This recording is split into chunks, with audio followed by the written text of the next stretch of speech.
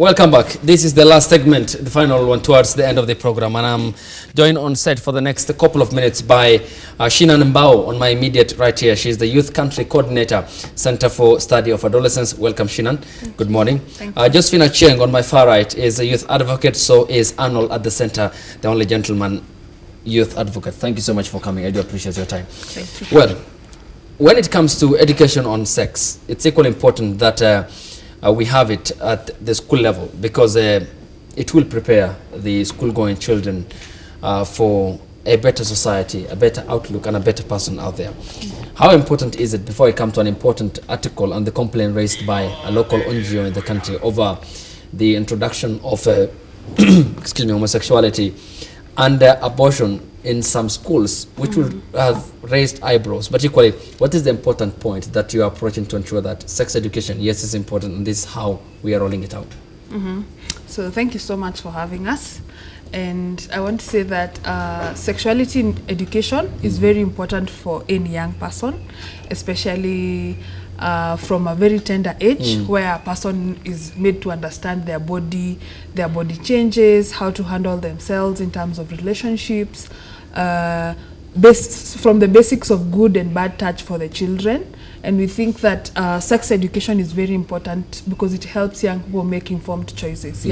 We will reduce the cases of young people being lied to, young people contracting unintended or unwanted pregnancies and things of the sort.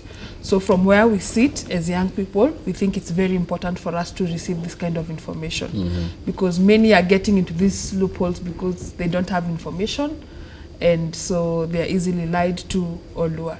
Okay. Arnold, being a youth advocate, how important is it from an advocacy perspective, to the extent that now you not only wanted to roll out this educative program, but also ensure that it's intended or well packaged to prepare X and Y, or A and B, or S and O, for a better future, so that they can have this education, and if they go outside after their school life, then probably they're going to be taking the right path towards the pursuing of a bright future. Yes, so thank you so much. Recent data indicates that 12% of girls and 22% of boys had their sexual debut by age 15, and 37% of girls and 44% of boys had their sexual debut by age 15 to 19. So it shows that young people and adolescents are beginning to engage in sexual activities quite early than parents and guardians and religious leaders are able to notice. So human sexuality education is very important, so as to inform the young people, adolescents and young people, to be able to make informed decisions about their lives, so that they stay in school longer and pursue their education to be able to achieve their dreams.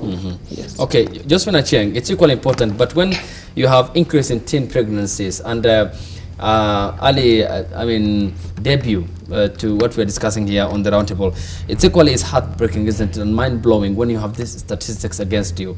So therefore, how are you taking up that challenge to ensure that you do make these young pupils at the primary level, for instance, at the high school level, empowered in the sense that they not only abstain in some way, but also have this education about that it's a reality, yes, but for intended purposes at some point in future, but not now?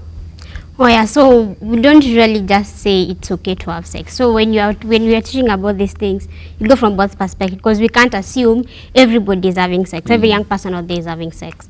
So for those who are having sex already, you know you're having sex out there. So we just tell you, if you know you're having sex, here is where you can maybe get a contraceptive, or this is what you need to do. But then for those who are abstaining, we tell them, if you're abstaining, continue to abstain. So we can't just impose. We are not imposing our will on them.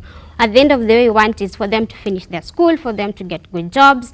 And at the end of the day, our economy will grow, because matters of sexuality is not only about the fact that you're an adolescent. It will affect you later in life, because the decisions you make as a young person will later affect you. So you want them to make better choices, to analyze, if I have sex now, these are the repercussions. Am I ready for the repercussions? If I'm not, then let me wait. So that is the whole idea of sexuality education. Okay, Shinan, just pick up from that point and turn on the lenses here with regards to the other perspective here. You have the statistics which are shocking and pretty much needs an address to it, or a counter approach. But however, again, in the increase in the teen pregnancies that we have at the primary and at the secondary level of schools in the country, the equally is also what goes parallel with that, the increase in the number of HIV and other infections. Does that also worry you? And in terms of coupling up the challenge, does it also mean that you need to come up with another strategy too, so that you can address them in parallel way? So we also the alarming numbers of the girls who are pregnant during the KCSE, KCP period in Kilifi County, in Homa Bay County, in Narok, and there was an uproar, and the ministry was also, you know, forming a task force to look into it. In 2017, young people aged 15 to 24, they contributed to over 50% of the new HIV infections in this country. And we see all those problems, like Josephine has said, leading to bigger problems in the future. And in our perspective, we think it's because young people lack information, and we think this kind of information is the vaccine that we need to deal with all these problems at once. And the sexuality education does not only teach about sex, it teaches about life in a whole. You know, you as a person, what kind of relationships are meaningful, sexual abuse. We know most of these girls are underage and they are getting pregnant when they are below 18 years, meaning someone has defiled them or someone has raped them, so to speak. And some of them don't even know it's wrong because no one has given you this kind of information.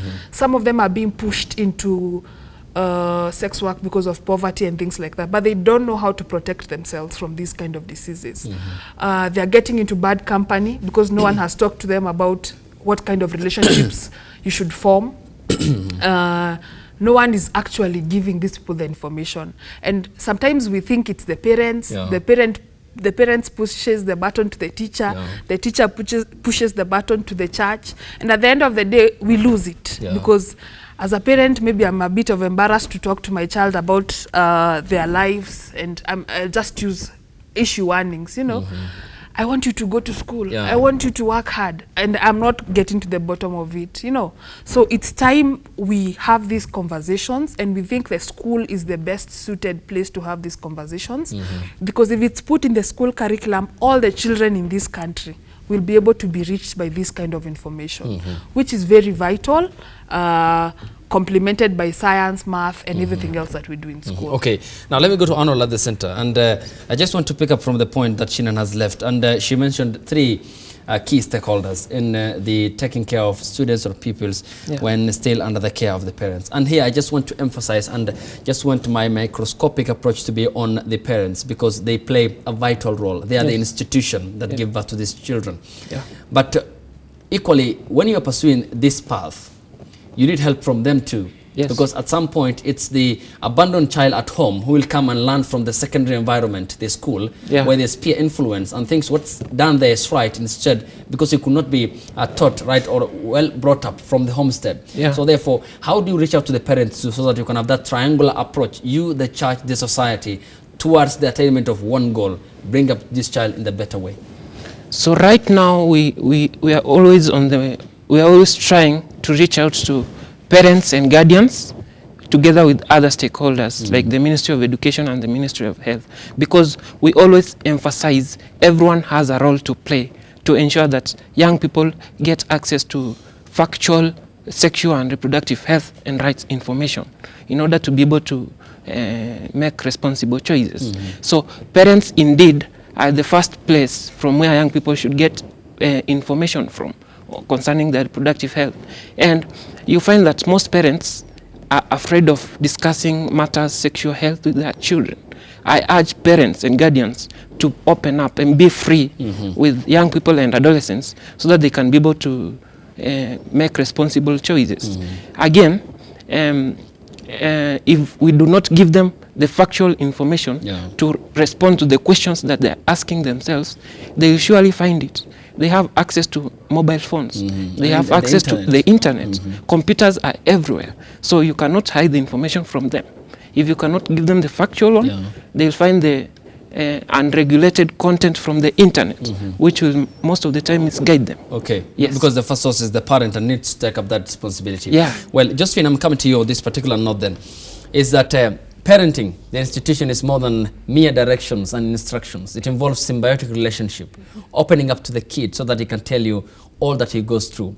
There are some parents that cannot be approached because of the hard stance, the hard line positions. That's why children keep off and then open up to someone else, who then turns out to be the predator and then is the second source of information. And that, what he says, is the gospel truth. So how do parents need to take up the challenge too, in the sense that they not only take care about their well-being in terms of the school fees, in terms of what they eat and where they sleep and how they sleep, but also that important communication channel that they need to develop? Yeah, so you find most parents, they think their role is, I've paid your school fees, you need to go to school, study, and that I provide food, I provide shelter, but that's it. But then again, that's not really the responsibility of a parent. Parents need to have a conversation with their kids. Be open to your kid who is out there. Because for a child to come and ask you, oh, mom, by the way, I had this and this in school, like maybe, what they come and ask you, what is sex? The next thing a parent will do is, go do your homework. These are not the things you're supposed to be talking about. So now the moment you tell this kid this information, then I'll go back to, if, let's say I'm that kid, I'll go back to school, I'll ask my friend. My friend will tell me all the wrong information that which is not true. And then the information that my friend will give me, that is what I'll go with, because my parent has made it impossible for him or her to be approachable. So parents out there, in as much as yes, you're working, we understand you're working, you are providing everything for us, but then make it a point to have a conversation with us, talk to us, because we need to talk to you. Because by the time I'm coming to you to ask you something, then it means I've heard it somewhere, but I want to hear from your perspective as a parent. So be open and let your kids be able to speak to you. Okay. The same, we are also asking parents to support this call. When the new curriculum is being made, we're having the new curriculum in Kenya, and we have an opportunity to ensure that age-appropriate information and culturally relevant information is put in this curriculum to give students and young people the kind of information they need to make informed decisions in their lives. So as young people continue to rally the government, please provide us with this information within the curriculum. We ask for our parents to come out and support us, because they're the ones who should have our best interests at heart. And they should know that we are underlying that the information should be factual, it should be age appropriate, and it should be culturally relevant. So we call our parents to support us in this call to the government, because we really need this information if at all we want to change the state of things in terms of the negative indicators of health. Okay. Yeah. Again, you are fighting for a cause here. Sheena, I'll just stay with you, and I'll just want to seek your final comments because of time. Yeah. And towards what you are trying to pursue is the creation of a society that is able, that's not feeble, that can stand on its own, where each and every member, including the students and the pupils, know the do's, the don'ts, where to stretch, where not. But Citizens GO, which is a non-governmental organization in the country, has raised a red flag over what it says is schools that continue to offer education on homosexuality and abortion. That's not one thing that you don't want to hear as a cause, as a movement, is it? Yeah. So I have read the article myself, and I want to say that I don't think it's right for young people, for someone to write an article without factual information, for starters. But I think if that is happening, if there is someone who is going to school to promote homosexuality or to promote abortion, it is not right. But young people need information, factual information. Truth is, for example, things like homosexuality are out there, and your child will be approached by, let's say, a person of the same sex, and they won't know what is happening, and this kind of information needs to be given by someone who's trained, and not in a way to promote it, but in a way to create awareness.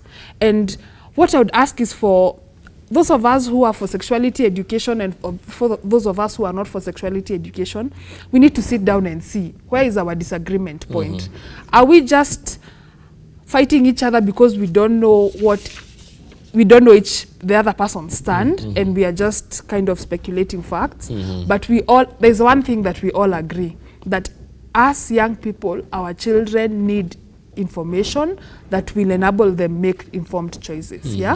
So I don't think, the way I've said, it's right to promote these things as it has been said in the article, but we need factual information. Okay, Yes. Arnold, your final comments on this. And what next in your course, in your next journey, in the long winding route that you are facing? Of course, there are going to be hurdles, challenges, the valleys that you're going to be crisscrossing. But at the end of the day, you have a set goal, ambition, and a target. In terms of achieving that, Yeah. I mean, what is your point of insulation that you're going to withstand these challenges and achieve what you have intended to? So I know it's going to be hard, but I call upon all the stakeholders who are the Ministry of Education, the Ministry of Health, parents and guardians, religious leaders, because we cannot forget that our country is a religious country and also a cultural country. So it is very important for all of us to hold hands and work towards the same goal, because what we all need is a responsible generation of adolescents and young people. So religious leaders, we are working towards the same goal. We need to work together. Yeah. Okay,